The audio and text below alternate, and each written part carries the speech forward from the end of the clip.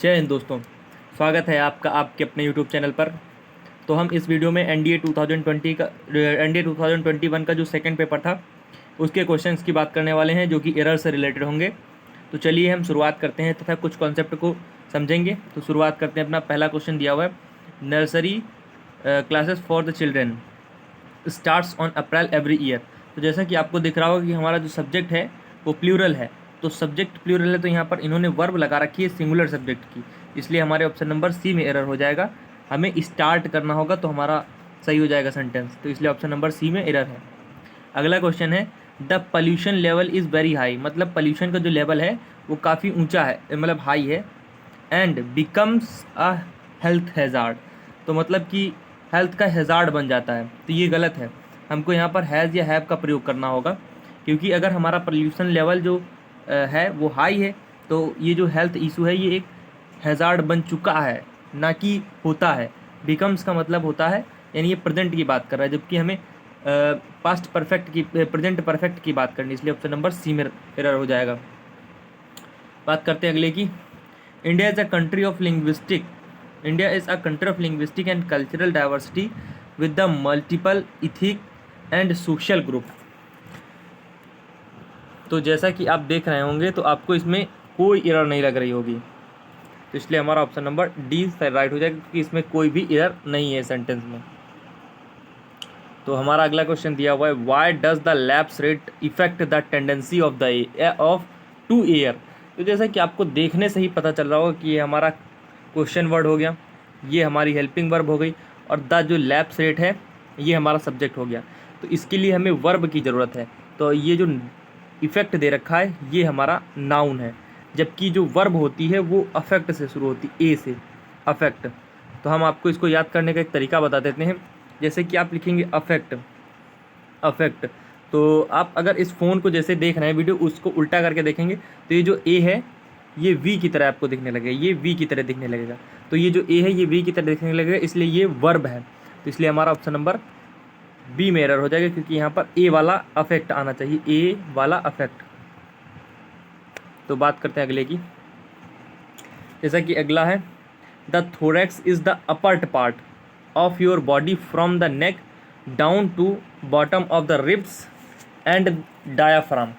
तो जैसा कि हम जानते हैं कि आर्टिकल के बारे में, ये जो एरर है वो आर्टिकल से रिलेटेड है, क्योंकि जो अंगों के नाम होते हैं उनके पहले दा का प्रयोग होता है। जैसे कि यहाँ पर रिब्स में इन्होंने दा लगा रखा है, उसी तरीके डायाफ्राम में भी दा लगना चाहिए, इसलिए ऑप्शन नंबर सी में एरर हो जाएगा।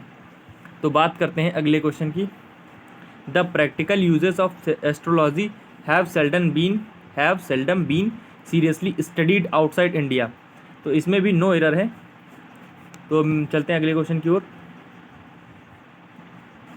सी collected some armful of medicine and poured them down a drain.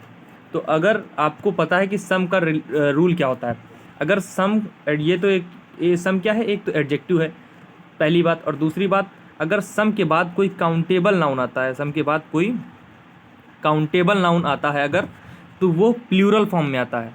वो किस फॉर्म में आता है? प्लूरल फॉर्म में, प्लूरल फॉर्म में। तो हमारे ऑप्शन नंबर बी में एरर हो जाएगा। यहाँ आर्मफुल नहीं होना चाहिए, या तो हम इसको लिख सकते हैं आर्म्सफुल, आर्म्सफुल, या तो हम लिख सकते हैं इसको आर्मफुल्स, मतलब आर्म फुल के बाद एस लगा सकते हैं। तो हमारे ऑप्शन नंबर बी में एरर हो जाएगा। अगली बात करते हैं, in many countries the United States और other internationally organised peacekeeping forces are trying to keep the peace. तो जैसा कि आपको दिख रहा होगा कि अगर आप वर्ड के रेस्पेक्ट में देखें तो यूनाइटेड नेशन कंट्रीज़ साथ साथ में जो अदर ऑर्गेनाइजेशन है वो ट्राई कर रही हैं, तो और नहीं एंड होना चाहिए, इंग्लिश वाला एंड होना चाहिए, ये हिंदी वाला और लिख दिया है इन्होंने, इसलिए ऑप्शन नंबर बी में एरर हो जाएगी। यहाँ पर हमें एंड लिखना चाहिए, एंड। अगर हम इन दोनों, अगर और लगा रहेगा तो इसका मतलब होगा या तो ये लोग ट्राई कर रहे हैं या तो ये लोग ट्राई कर रहे हैं, जबकि वास्तविकता में तो दोनों ही ट्राई कर रहे हैं ना, इसलिए यहाँ पर हमारा और लगेगा, ये हमारा आर, इसलिए वर्ब के हिसाब से भी सही हो जाएगा। अगला question, early cities rely on food and water from the surrounding country side but today cities often depend on distant sources. तो जैसा कि आपको दिख रहा होगा अर्ली, अर्ली एक समय सूचक शब्द है जो कि पास्ट इंडेफिनिट में प्रयोग होता है। तो जैसा कि ये हमारे साथ में आया, तो अर्ली सिटीज़ रिलाइड ऑन, मतलब जो शुरुआत में जो शहर हुआ करते थे वो निर्भर हुआ करते थे फूड और वाटर पर। तो इसलिए ऑप्शन नंबर ए में एरर हो जाएगा। तो बात करते हैं अगले की। Climate change whether it is natural और human induced is stressful for the people. जैसा कि आपको देखने से ही पता चल रहा होगा कि इन्होंने लिख रखा है फॉर द पीपल।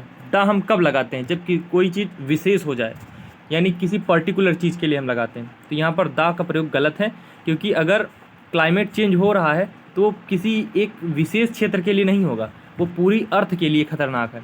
इसलिए हमारा ऑप्शन नंबर सी राइट हो जाएगा। तो मिलते हैं नेक्स्ट वीडियो में, तब तक के लिए हंसते रहिए, मुस्कुराते रहिए। जय हिंद दोस्तों, थैंक्स फॉर वॉचिंग।